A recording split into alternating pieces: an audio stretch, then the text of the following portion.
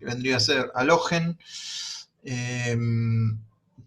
Ya hace mucho tiempo empezamos a ver que Dios nos pide que miremos arriba, que busquemos arriba, que ahí está escondido todo lo que necesitamos. Lo que necesitamos para nuestra vida espiritual está escondido con Cristo, en Dios, arriba. Debemos buscar y debemos mirar para allá arriba. ¿Para qué? Para encontrar todo lo que necesitemos y poder mirar, no mirar las cosas de la tierra como nosotros las vemos, sino poder traer de lo del cielo para poder mirar correctamente acá en la tierra. De eso se trata, tener los ojos alumbrados en nuestro corazón para ver lo que Dios ya ha hecho por nosotros y nosotros poder vivir esta vida conforme a lo que Él espera o conforme a lo que Él ya hizo por nosotros. El vencedor y la lucha, un poco lo que vimos en la clase pasada. Voy a retomar desde el último punto. Vimos que hay tres cielos: el cielo atmosférico, el universo y el espiritual, la realidad espiritual, que fue donde fue llevado Pablo, que fue llevado al tercer cielo. Vemos que ahí hay una organización que la preside don Diablo, don Satanás, y que Jesucristo atravesó todo eso. Jesucristo está más allá de todo eso, porque en Él habita corporalmente toda la plenitud de la deidad. ¿En quién? En Jesús. Y vosotros estáis completos en Él, en Jesús, que es la cabeza de todo principado y potestad. ¿Sí? Y despojando a los principados y potestades, a esos que ustedes ven ahí, a los secuaces de Satanás, los exhibió públicamente, triunfando sobre ellos en la cruz. Cuando nosotros vemos a Satanás tentando a Jesús, después de que Jesús, desde una nube, el Padre dice: este es mi Hijo amado en el que tengo complacencia, ahí empieza la guerra. La guerra empieza en el bautismo del Señor, cuando empieza su ministerio. Antes de eso no tenemos registro de que Satanás haya intentado algo con Jesús, solamente cuando nació, que ya estaban buscando a alguien, pero no se sabía cuál era, y Satanás tampoco lo sabía, porque si no lo hubiera matado. Después nos encontramos con Jesús en el bautismo, su declaración abierta y la declaración de Dios. Y el Espíritu Santo lo agarra de la manito y lo lleva al desierto para ser probado, para ser tentado por Satanás. Y Satanás lo tienta. Acá nos damos cuenta de algunas cosas. Satanás no se había dado cuenta que el plan era que Cristo muriera.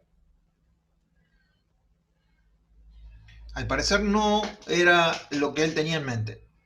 Lo tienta 3 veces, Jesucristo supera la tentación, con 3 escrito está, y después se empieza a caminar en esta tierra. Elige a los 12, expulsa demonios, manda 70, hacen lo mismo, Satanás cae como un rayo, lo que quiere decir que ya el reino de Satanás tenía fecha de vencimiento. Y en la cruz lo vence, como estamos viendo acá en Colosenses, despojando a los principados de las potestades, los exhibió públicamente, triunfando sobre ellos en la cruz.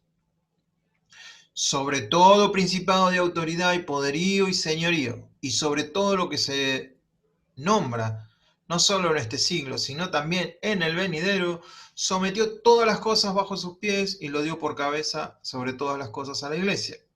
Yo quiero que quede bien claro que nosotros estamos por encima de todo lo que estamos estudiando de Satanás y sus huestes malignas.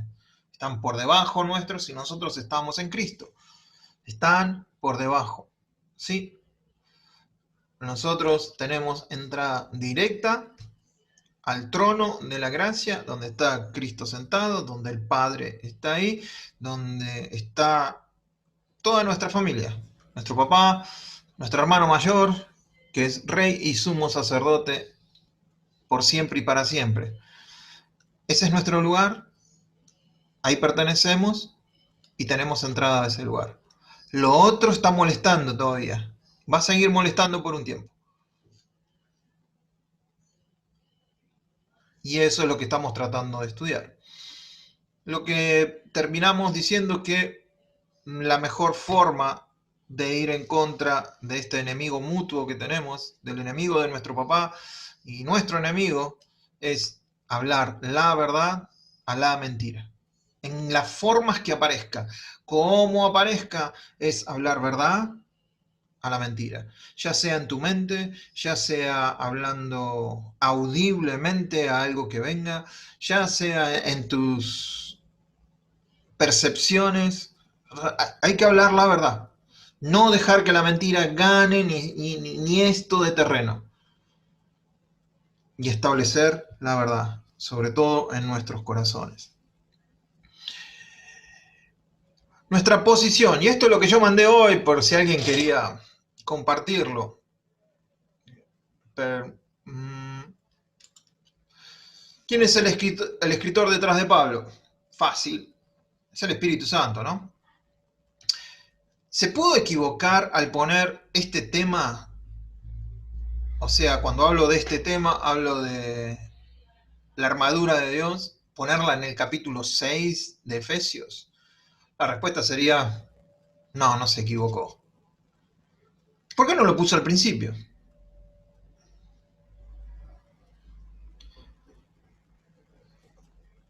Porque nosotros necesitamos saber cuál es la posición. Generalmente, como venimos estudiando, Dios nos muestra primero nuestra posición.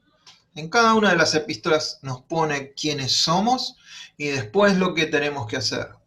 Primero, cuál es nuestra posición. Mira, podés hacer esto desde esta posición.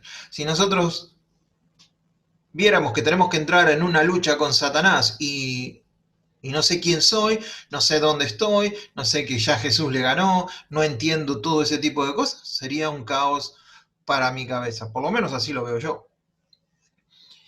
¿Qué debo tener en cuenta antes de leer el capítulo 6 de esta carta? De esta carta debería decir. El capítulo 6 es más que nada nuestra práctica, como vimos hace un tiempo, conforme a nuestra posición en Cristo. ¿Qué posición tengo en esta lucha? Según Efesios 1, 21 al 23, absoluta victoria. Absoluta victoria. ¿Cuál era la pregunta, Adri? ¿La querés hacer ahora? ¿O no? ¿Ya pasó? Bueno. Entonces, arranquemos. Capacidad, poder y fuerza, ¿de dónde viene? Por lo demás, hermanos míos, fortaleceos en el Señor y en el poder de su fuerza. Tres palabras distintas. Fortaleceos, poder y fuerza son tres palabras distintas. Y me llama la atención que dunamis, kratos, iskus. Tres palabras distintas para dunamis, tiene que ver con la capacidad que Dios nos da, kratos con el poder, con la fuerza que Él nos da, y iskus con la fuerza ya dada, la capacidad de fuerza que tenemos.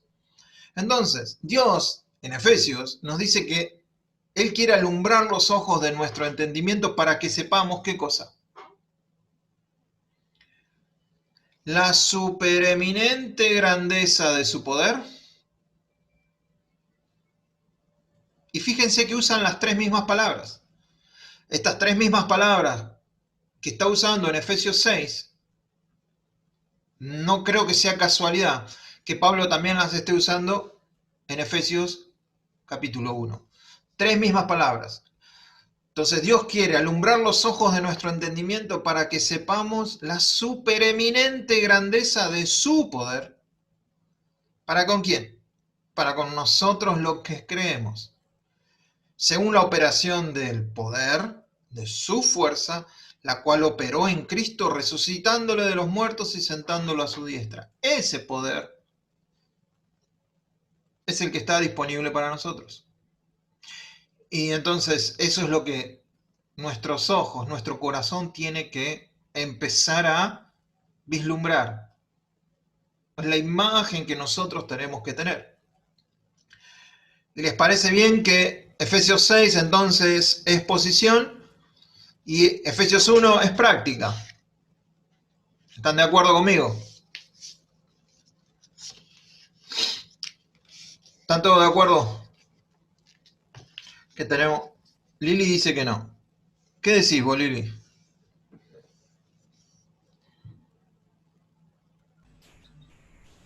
Yo digo que Efesios 6 es nuestra práctica de todo lo que tenemos. Bien, bien. A mí también me parece lo mismo.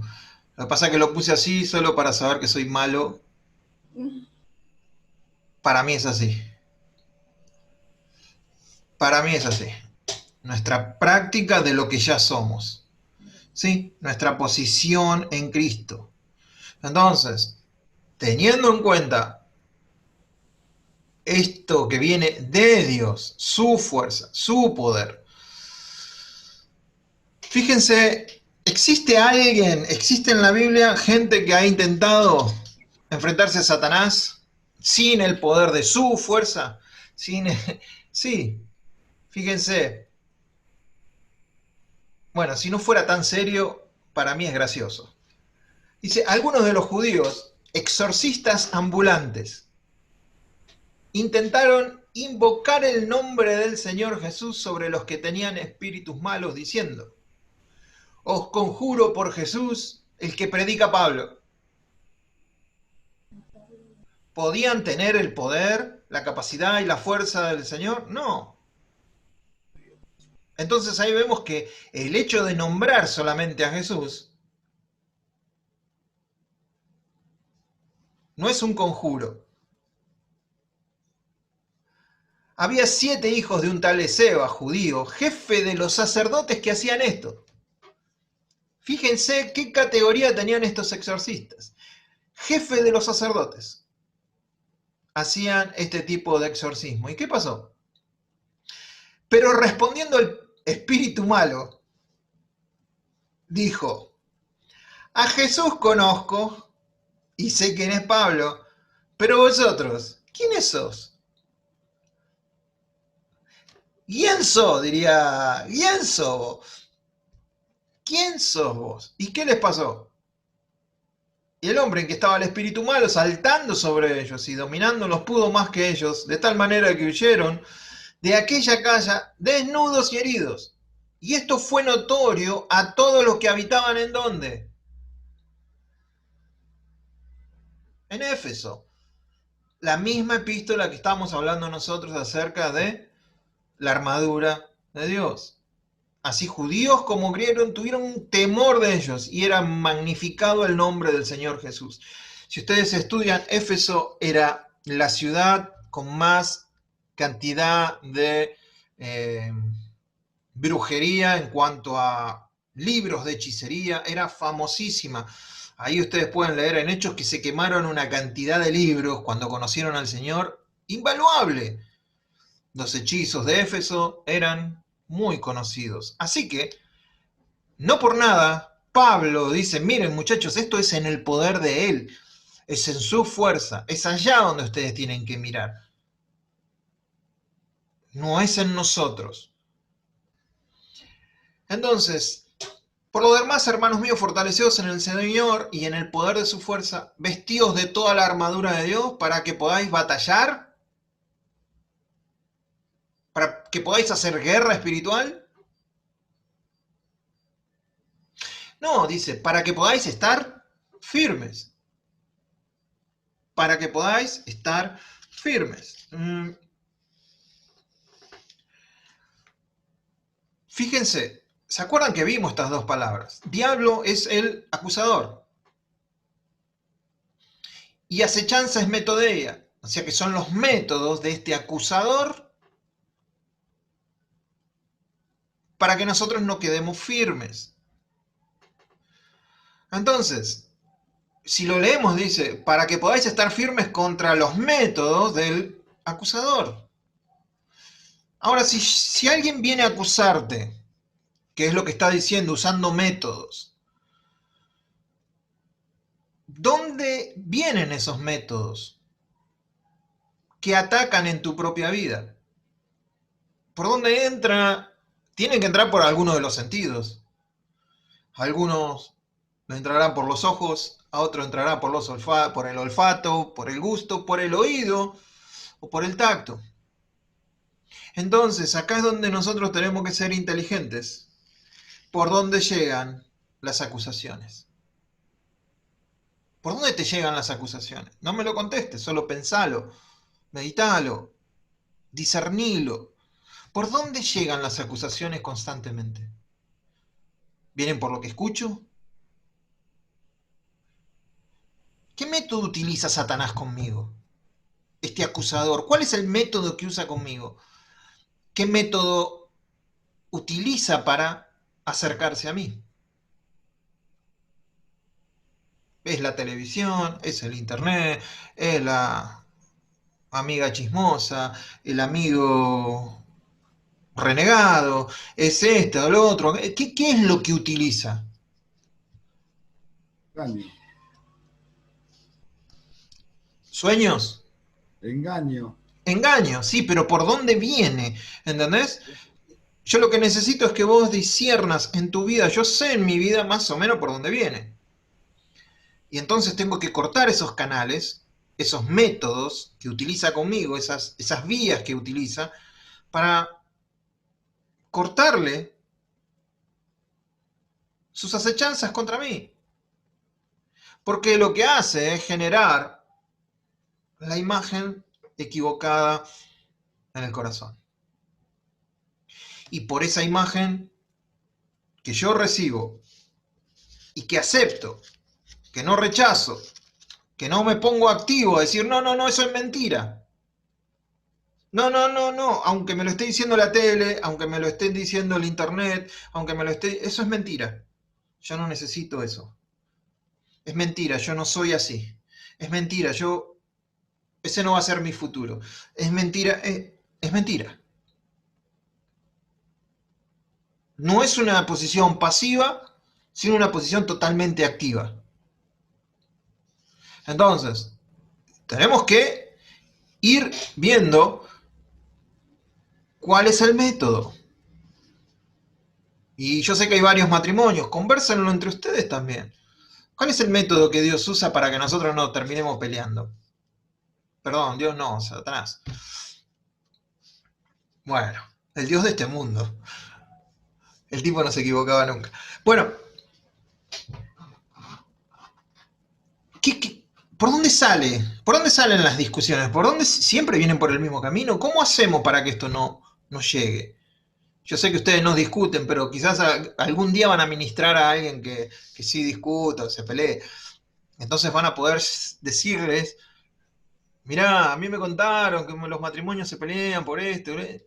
Buscar el método y cortar, ¡pum!, cortemos con esto. Y estar de acuerdo en que hay que cortar con eso. Bueno, lo que yo quería establecer con esto sobre todo es la firmeza. Es como el tipo que está surfeando la ola. Nosotros ahora tenemos una ola de coronavirus, de futuro incierto, de ansiedad, de temores, de noticias raras, de noticias incómodas, de futuros inciertos, de todo eso es una ola que tenemos que surfear. Y lo que tenemos que lograr es que cuando todo esto pase, nosotros estar firmes. ¿En quién? En el Señor. ¿Cómo lo vamos a lograr? Vistiéndonos de toda la armadura de Dios. Vistiéndonos de toda la armadura de Dios. ¿Por qué? Porque no tenemos lucha contra carne y sangre, o contra sangre y carne. Y acá la palabra contra, vos sos contra mí, o le dijo el Coco Basile a un periodista, vos sos contra. La palabra contra, ¿sí? Déjeme ver una cosita que anoté acá. La palabra contra, ahí está, ahí abajo el PowerPoint. Es pros, denota proximidad. La lucha es con algo que está próximo. Es una lucha no con gente, no con personas. La lucha no es con el esposo o la esposa, el vecino o la vecina, el jefe, el compañero de trabajo. No es lucha contra sangre y carne. De última, si estás peleando con alguien, cortalo. Si sangra, decís, disculpa, no era con vos. Qué tonto, no es lucha contra sangre y carne. Entonces, te tenés que enfocar en otra. Contra es proximidad. Contra lucha contra lograr un acuerdo con esa mentira que viene hacia nosotros. ¿Ves? La palabra también se traduce como acuerdo una sola vez. Se traduce como contra 21 veces, pero también se traduce como perteneciente, una lucha perteneciente, no es perteneciente a carne y sangre, sino a estas huestes de maldad. Y la palabra lucha no es guerra. Por lo menos acá, por eso yo estoy un poco en contra de lo de la guerra espiritual que tenga que ver con este pasaje, porque en ningún lado dice guerra, es lucha.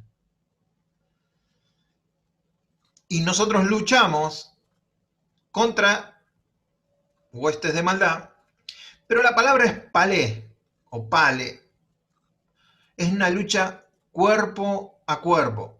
Tiene que ver con mecer, con vibrar, algo retorcido, algo como la lucha grecorromana. Eso es la lucha palé. En los Juegos Olímpicos de aquellos tiempos, la palé era la lucha grecorromana. Algo parecido a esto. Ve que no sabe de quién es el pie de uno, la mano de uno. Nuestra lucha contra estas huestes es así. Intrincada, cercana. Donde vos a veces decís, no le encuentro la vuelta, esto me está sacando la cabeza, no le encuentro. Es así. No es una guerra. En aquel tiempo la lucha era un poco más salvaje que la que conocemos acá, que tiene reglas y todo eso. Pero, sobre todo lo que quiero que entendamos, que Pablo dice, tenemos una lucha cuerpo a cuerpo, no contra sangre y carne, sino contra lo que vamos a ver ahora.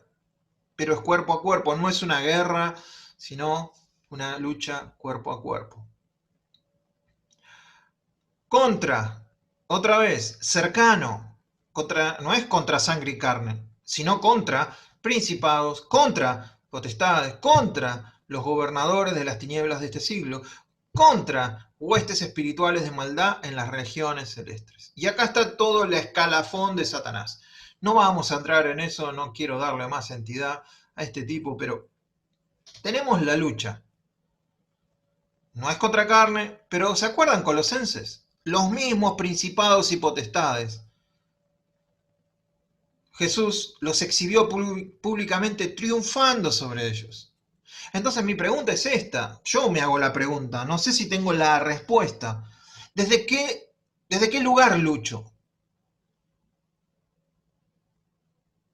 Si yo estoy en Cristo, que ya los exhibió, que ya triunfó sobre ellos en la cruz, que ya fueron vencidos y yo estoy en Cristo, mi lucha tiene que tener algunas características distintas. Por ejemplo, no lucho desde la derrota, no estoy luchando para ver quién gana. En definitiva, la batalla. No estamos luchando para ver si ganamos, pero sí luchamos por nuestras fuerzas, ya perdimos. ¿Se entiende eso? Si yo lucho en la fuerza del Señor, yo ya he triunfado. Si yo me pongo la armadura, si yo entiendo que no es contra gente, si yo entiendo que me tengo que fortalecer en Él, yo ya gané. Será un tiempo de lucha, pero voy a ver la victoria. Ahora, si voy a entrar en mis fuerzas, yo ya perdí.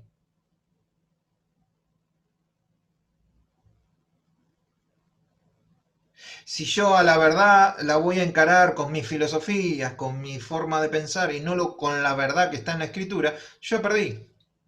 Si no la voy a encarar con la verdad revelada de Dios hacia mí, ya perdí. Y Jesucristo lo mostró. ¿Se va entendiendo? Si no, desbloqueen ahí algún micrófono y pregunten.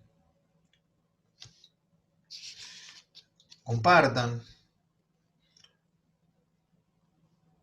Aunque todo esto es territorial, sí, otra de las cosas que van a encontrar por ahí y alguien se los cuenta a alguien que lo hizo, ir a ungir en un auto toda una región para ganársela a Satanás. Yo lo hice, acá está. Le tiré aceite a las hormigas. Sal, ¿no? Sal, lo que vos quieras. No hay algo más, a no ser que Dios exactamente te lo diga. Y yo le pediría una segunda confirmación. Si es territorial, Jesucristo ya tiene todo el poder en la tierra y en el cielo. Todo poder me es dado, toda potestad me es dado en el cielo y en la tierra. Entonces, si es territorial, ¿qué tengo que ganar si estoy en Cristo? Nada, porque de Él es todo. Entonces, no entremos en esa de querer ganar terrenos acá en la tierra cuando ya, aunque esto es territorial, denota un gobierno geográfico, nosotros estamos por encima de todas estas cosas, en Cristo Jesús.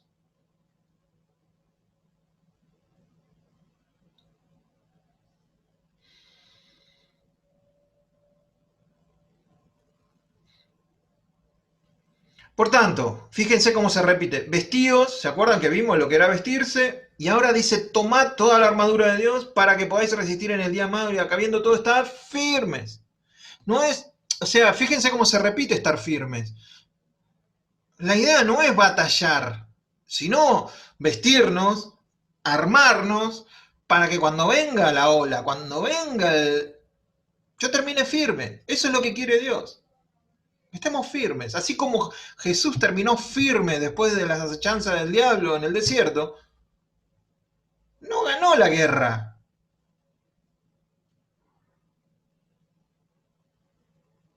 Quedó firme en esas acechanzas que el enemigo le hizo en el desierto. ¿El enemigo lo siguió jodiendo? Sí. ¿Lo siguió molestando? Sí. No ganó la guerra.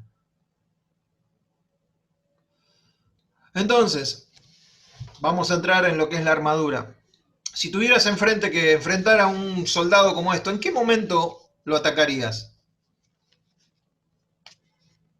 No me diga que le va a tirar un misil, porque situémonos en aquel tiempo y en aquel espacio. ¿Cómo? ¿En qué momento atacarías? Cuando duerme. Cuando duerme. Cuando no tiene el escudo. Cuando se saque la armadura, claro. En el baño. En el baño. ¿Sabes qué se me ocurrió esa? Está buena. Cuando se ducha, sí, a mí se me ocurrió, pero era feo. Ya va a ir al baño. Bueno, así como pensamos nosotros, nuestro enemigo debe pensar lo mismo de nosotros. Tranquilo, ya te la vas a sacar. Yo lo que tengo es paciencia con vos. Ya te la vas a sacar. Entonces, la armadura. Dice, por tanto, tomad, sobre todo tomad, estad firmes, ceñidos vuestros lomos con la verdad, vestidos con la coraza de justicia. Vamos a ver cada uno. Los calzados con los pies del apresto del Evangelio de la paz. Sobre todo, tomad el escudo de la fe, con que podáis apagar todos los dardos de fuego del maligno. Y tomad el yelmo de la salvación y la espada del Espíritu, que es la palabra de... ¿De quién es la palabra? De Dios. Bien. Fíjense que son dos palabras, dice tomad toda la armadura y dice sobre todo tomad. Las dos palabras tomad, de tomar, no son iguales. No sé si quiero ser muy quisquilloso como esto, pero la primera tiene un significado de aceptar algo, recepción deliberada de algo, ¿sí? Algo que ya se ofreció, algo que, por ejemplo, en Primera de Tesalonicenses dice, algo que recibisteis ya en pasado, algo que ya aceptasteis. Entonces, los primeros tres elementos de la armadura tienen que ver con este tomad, que ya están en mí. O sea que estos primeros elementos que vamos a ver nosotros, un soldado romano no se los sacaba, se iba a dormir con esto, acampaba con esto. Los otros eran externos y había que tomarlos Pero con estos dormían. No eran ningunos giles, no eran como nosotros que decimos, bueno, me duermo en calzoncillo, total. Si viene el enemigo me visto rápido. No, no había tiempo. Entonces, en los primeros 3, vamos a ver que el cinto de la verdad, que tiene que ver con... Acuérdense, todo esto es una forma gráfica de ver cómo estamos en Cristo. Nada más.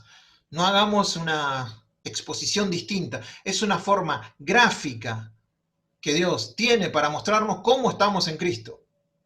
Para que nos hagamos la imagen de cómo estamos en Cristo. Entonces, lo primero que habla es el cinto de la verdad. ¿Sí? No toda mentira es hablada. No toda mentira es hablada. Algunos viven o vivimos una mentira. Algunos de nosotros votamos una mentira. Le damos nuestra confianza a una mentira.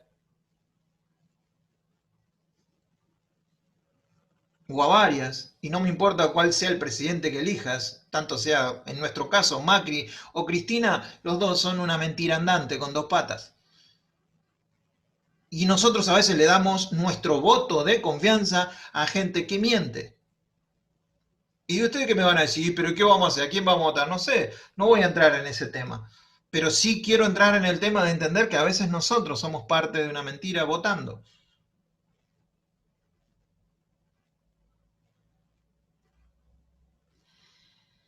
La verdad requiere un compromiso, buscarla deliberadamente. Tengo que ser asquerosamente comprometido con la verdad. Porque la verdad es una persona y la verdad es Jesucristo. La mentira en cualquiera de sus formas es el trabajo de Satanás. ¿Se entiende eso? Que es el padre de mentira.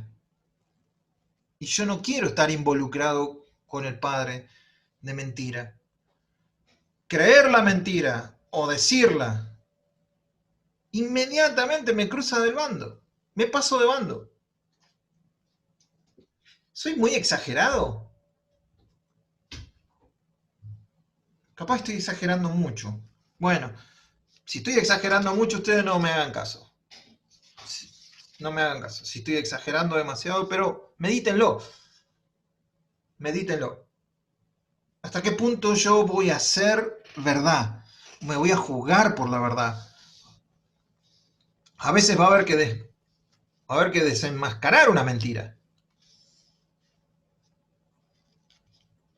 Y eso nos va a traer problemas. Decir la verdad nos va a traer problemas. Yo me acuerdo una vez trabajando con unos... Ellos eran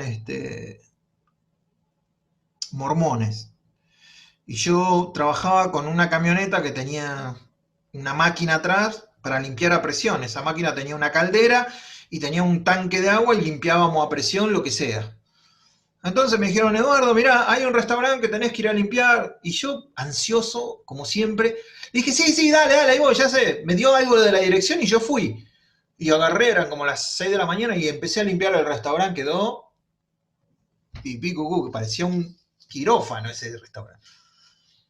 Me llama y me dice, Eduardo, ¿qué pasó que no fuiste? Sí que fui.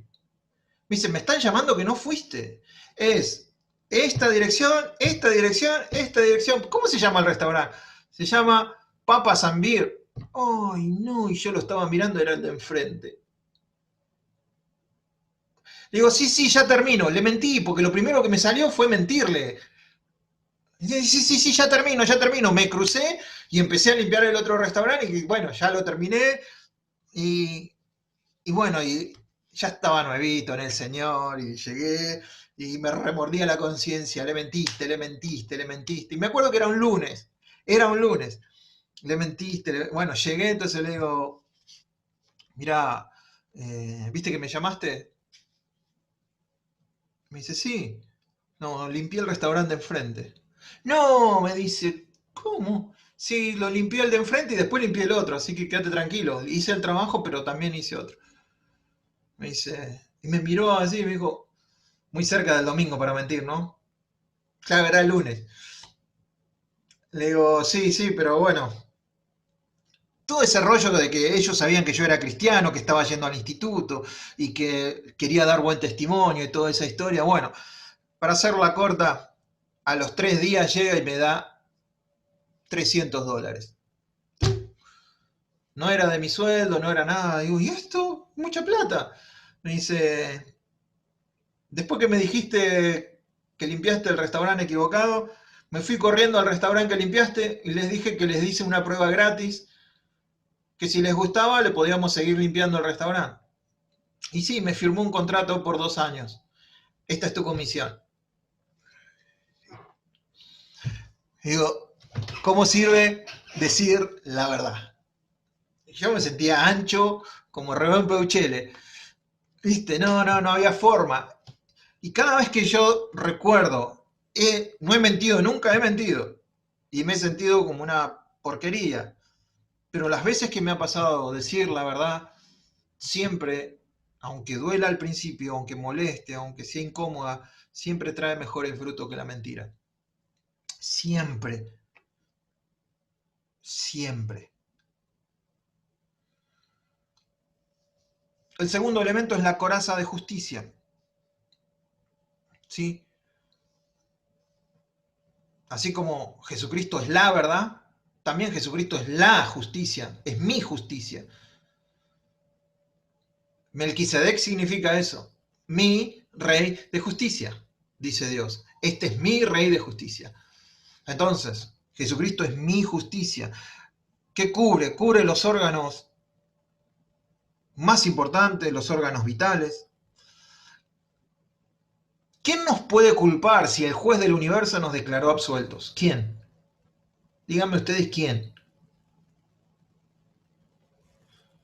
No tenemos un abogado hoy, pero un abogado les puede decir que nadie puede ser juzgado 2 veces por el mismo caso. Yo ya fui juzgado en la cruz y fui declarado absuelto. Nadie me puede juzgar por mis pecados. Ya fueron perdonados. Lo dijo el juez y yo le creo. Y eso cubre. Jesucristo es mi justicia. Por eso yo no necesito hacer mi autojustificación de nada. No me tengo que autojustificar porque Él es mi justicia. Me abrazo de esta justicia. Y eso es como una coraza a lo más vital de nosotros. En teología eso se llama justificación. En su justicia, no mi autojustificación. Lo peor que puedo hacer es autojustificarme, sino enseguida correr a su justicia. Es decir, no quiero poner ninguna justificación. Dios, lo hice y me equivoqué. Pero Padre, me agarro de esa justicia, de mi justicia, que es Jesús. Me agarro de Melquisedec, que es tu rey de justicia, y que en Él somos justos. Yo me equivoco y ahora lo reconozco. Pero que la justicia de Jesús sea aplicada a mí, y en el instante esa justicia es aplicada. Al instante esa justicia es aplicada. Y absuelto. Por eso me visto con la verdad, me visto con la justicia. Sandalias del Evangelio. El apresto del Evangelio. A mí, cuando yo escuchaba nuevito en el Señor, escuchaba el apresto del Evangelio, me hacía acordar a mi abuela cuando me planchaba las camisas, que me ponía el apresto. ¿Así? ¿Era apresto también? Sí, me acuerdo que iba a la escuela, parecía que tenías un collar de eso, un cuello ortopédico. Quedaban con almidón así, parecía Robocop. Bueno, no tiene que ver con ese apresto. Tiene que ver con tener el Evangelio listo, tener el Evangelio como un fundamento, tener el Evangelio como la firmeza. El Evangelio, las buenas noticias de Jesús, es el terreno firme en donde pisamos. No es un terreno barroso, no es un terreno que se mueve, es firme y es ahí donde me tengo que apoyar. Nosotros tenemos que entender cuáles son las buenas noticias. Que Cristo murió en la cruz, ¿esa es una buena noticia? No, señoras y señores, esa es una muy mala noticia. La buena noticia es que está vivo. Y que yo tengo vida porque Él está vivo. Por ejemplo, en el Salmo 103, léanlo después en su casa, es tremendo para tener el Evangelio. A ver si lo puedo leer. Lo voy a leer rapidito porque me parece genial que podamos tener este Evangelio. Bendice alma mía a Jehová y bendiga todo mi ser su santo nombre. Bendice alma mía a Jehová y no olvides ninguno de sus beneficios. Él es quien perdona todas tus iniquidades, el que sana tus dolencias, el que rescata del hoyo tu vida, el que te corona de favores y misericordias, el que sacia de bien tu boca, de modo que te rejuvenezcas como el águila. ¿Es un terreno firme o no? La pucha que sí. Jehová es el que hace justicia y derecho a todos los que padecen violencia. Sus caminos notificó a Moisés y los hijos de Israel sus obras. Misericordioso y clemente es Jehová, lento para la ira, grande en misericordia. No contenderá para siempre, ni siempre guardará el enojo. No ha hecho con nosotros conforme a nuestras iniquidades, ni nos ha pagado conforme a nuestros pecados. Porque como la altura de los cielos sobre la tierra, engrandeció su misericordia sobre los que le temen. Cuanto está lejos el oriente o el este del oeste, hizo alejar de nosotros nuestras rebeliones. O sea, no se tocan.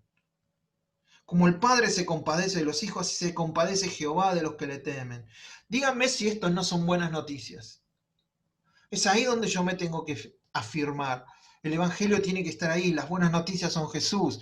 Esas realidades pueden llegar a volverse irreales.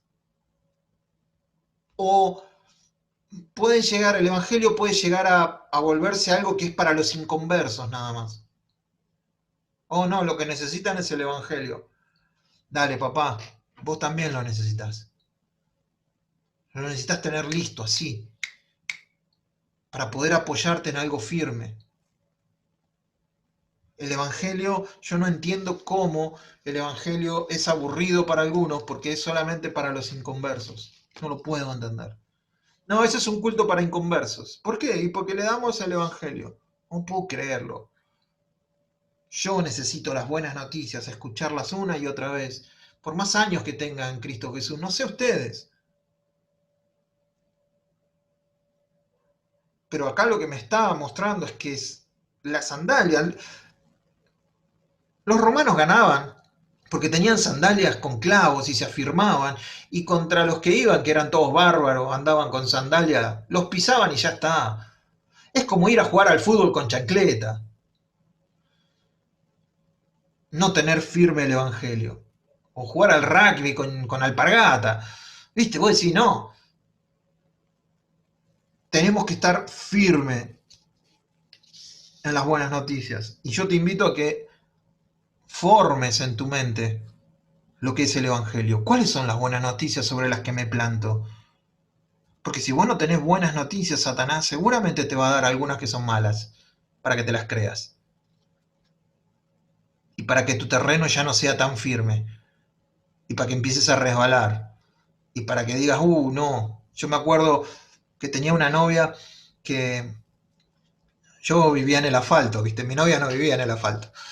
Y entonces yo tenía que... También quiero aclarar, tuve una sola novia que se llamaba Marina. Pero Ya yo... estaba hablando, mira. Cuando yo iba a visitar a Marina, no sabía, me agarraba como araña fumigada, no sabía caminar en el barro. Y andaba ahí, los perros, después te agarraba de los alambres y los perros te ladraban, y era un caos. Porque el terreno nunca era firme. Nunca era firme. Con las buenas noticias. Por favor, hermanos, no desmerezcan el Evangelio. No menosprecien las verdades simples, pero profundas del Evangelio, porque hacen a nuestro terreno firme. Las sandalias del Evangelio. La segunda parte Habla de tomar, pero ya no es algo que lo tenemos nuestro, ¿sí? Significa como agarrar de arriba, como algo que se recibe de arriba. Las otras tres partes, entonces, están en Él, pero las tengo que alcanzar en Él. Ojalá se entienda la diferencia, ojalá pueda yo haberlo explicado bien, que la primera es tomar, que ya está, es nuestro, dormimos con esto, es parte de nosotros. La otra tengo que estirarme un poquito más. Es como el soldado durmió con el cinto, durmió con la coraza y durmió con las sandalias puestas por si venía el enemigo de repente. Durmió con eso, no se lo sacó. Pero de repente se levantaba y tenía que tomar el escudo, tenía que tomar la espada y tenía que tomar el casco, porque no eran parte de él. Eso es lo que está queriendo decir. Entonces tenemos el escudo de la fe, que la fe no viene de nosotros. Poca fe dice, bueno, quizás Dios pueda hacer esto. Una fe inmadura quizás diga, yo tengo fe que Dios lo va a hacer. ¿Ven? ¿Escucharon esa declaración? ¿Sobre qué está apoyada esa fe? Yo tengo fe. Pero una fe perfecta va a decir, Dios ya lo hizo. La raíz de la palabra fe es amén. Amén. Y bueno, puedes decir amén por algo futuro. Decís amén por algo pasado. La fe es la revelación aceptada de la palabra de Dios. Y siempre mira al pasado. No hay fe hay fe en. Y nuestra fe está depositada en Cristo. No tenemos esperanza para. Es lo mismo. Es la otra cara de la moneda de la fe, la esperanza. Porque creo que Dios lo hizo, yo tengo esperanza que va a suceder. Y al que espera en Dios no será avergonzado. Entonces, la fe es algo que yo tengo que alcanzar en Él. Que constantemente una palabra de Él venga, la internalice y esa revelación aceptada se vaya formando en mí, y una vez que la crea al punto de vivirla, eso es fe. Eso es fe. Por ejemplo, me gustó lo que pusiste, Adri, hoy hoy fue en el grupo, o ayer, no me acuerdo. ¿Ayer? Sí, ya no sé en qué día vivo. Está muy bueno eso. ¿Entendés? Que yo lo recibí y dije, me ubiqué otra vez en quién soy. Y eso produce en mi fe. Produce dentro mío, muy dentro mío, un amén. Algo que ya Dios hizo. No puedo decir un amén a algo que Dios no hizo todavía. Puedo tener esperanza en lo que Dios hizo. Y algún día vamos a hacer el estudio de la fe para que esto que estoy diciendo no quede así en el aire. El yelmo de la salvación. Soy salvo. ¿Qué acechanza puede derrotar esta afirmación? ¿Qué acechanza del diablo puede derrotar esta afirmación? Soy salvo. Te vas a morir, Eduardo. Sí, pero soy salvo. Eduardo, te va a agarrar cierta enfermedad. Dale, pero bueno, soy salvo. Soy salvo. ¿Qué acechanza puede venir a mi mente? Que esta declaración, yo soy salvo en Cristo Jesús. ¿Qué circunstancia puede derrotar esta declaración? Yo creo que ninguna. Hay una parte de la indumentaria que no se habla mucho, que es la capa. Yo dije, pero me acordé de Isaías. Fíjense lo que dice Isaías. Pues de justicia se vistió como de una coraza. Jehová se vistió de justicia porque el pueblo no hacía justicia. Entonces Jehová mismo se vistió de justicia como una coraza. Fíjense de dónde sale todo esto. Y con yelmo de salvación en su cabeza.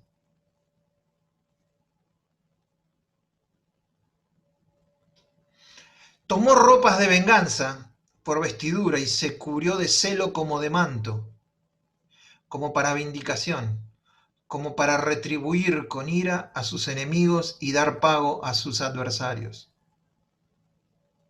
¿Ven por qué no está la capa?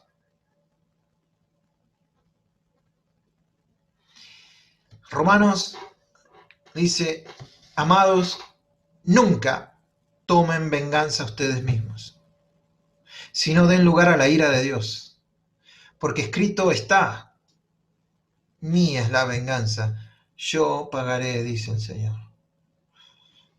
El otro día tuvimos una discusión, una linda discusión, más que una discusión, fue una charla. No pudimos encontrar en la palabra, en la escritura, no pudimos encontrar de reprender al diablo. Los invito a que lo busquen, si lo pueden encontrar, alguna palabra que me habilite a reprender al diablo. Te reprendo, Satanás. Y no la encontramos. Es más, encontramos 2 ocasiones en las que un ángel de Dios le dice que el Señor te reprenda. Y en el Antiguo Testamento encontramos que el ángel de Jehová, que sabemos quién es, le dice, Satanás, que el Señor te reprenda. Entonces nosotros estamos viendo una guerra para estar firmes, no para reprender al diablo, porque eso se va a encargar Dios. Déjame la venganza a mí. Déjamela a mí. Pero si ustedes encuentran algún versículo que habilite a un creyente a reprender al diablo, me encantaría que me lo pasen. Y cambio mi postura. Como decía Groucho Marx, tengo mis principios. Y si no les gustan, tengo otros. Y por último, la espada. La espada del Espíritu, que es la palabra de Dios. Y si lo leemos, a ver, Efesios 6, déjenme leerlo.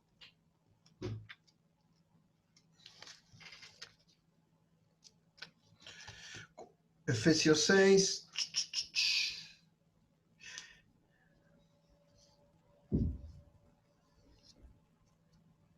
Y la espada del Espíritu, que es la palabra de Dios. O sea que la espada del Espíritu, hay mucha gente que ha hablado acerca de esto. La espada acá es macaira. Es una espada corta, más bien cuchillo largo, tirando a facón, o una daga. No es una espada larga como esa que vemos que usaban los de la Edad Media. No, es una pelea cuerpo a cuerpo. La espada larga no se sabe, se llamaba ronfalla, pero no se sabe si es la espada larga o una lanza que tenían los romanos. Pero nosotros no vamos a entrar en eso. Es el único accesorio para repeler el ataque. El único accesorio. Juan 16, 13 al 14. A ver si lo puedo leer. Porque sobre la palabra rema ya se ha dicho tanto. Pero la espada del Espíritu, que es la palabra de Dios. No estamos hablando de la Escritura. Estamos hablando de una palabra de Dios a tu corazón. Juan, ¿qué dije? No, Juan 16. Juan 16, 13 y 14. Pero cuando venga el Espíritu, ¿verdad? Es la palabra del Espíritu, acuérdense. Cuando venga el Espíritu, ¿verdad? Él os guiará a toda verdad, porque no hablará a su propia cuenta, sino que hablará todo lo que oyere y os hará saber las cosas que han de venir. Él me glorificará porque tomará de lo mío y lo hará saber. Entonces, cuando se habla de la rema, no es una cuestión de tener una palabra para cualquiera, es una palabra de Dios para vos, para ese momento. Y con eso, por eso la palabra tiene que morar en nosotros, abundantemente, para que el Espíritu Santo la traiga en ese momento. ¿Sí? Estos 3 últimos elementos que vimos de la armadura trabajan en conjunto. Salvación, fe y la palabra del Espíritu. Salvación, fe, la palabra del Espíritu. Yo soy salvo, por eso estoy enfocado en las cosas de arriba. Por eso miro arriba, por eso estoy allá. Esa palabra que estoy en comunión con Dios produce fe en mí. es la declaración de Dios que yo acepto en comunión con Él. Y esa fe, esa palabra va a venir en algún momento para que yo la pueda utilizar en contra del ataque del enemigo. No se trata solo de memorizar la Escritura, no se trata de poner un pasacasé con la Escritura, se trata de tener comunión con el Señor, comunión con la palabra, y la palabra que está guardada en mí, que hizo semilla en mí, va a dar su fruto en su momento. Y de esa manera voy a poder estar firme. Para terminar, otra vez lo mismo. Estamos hablando de una armadura que gráficamente habla de estar en Cristo. Nada más y nada menos que eso.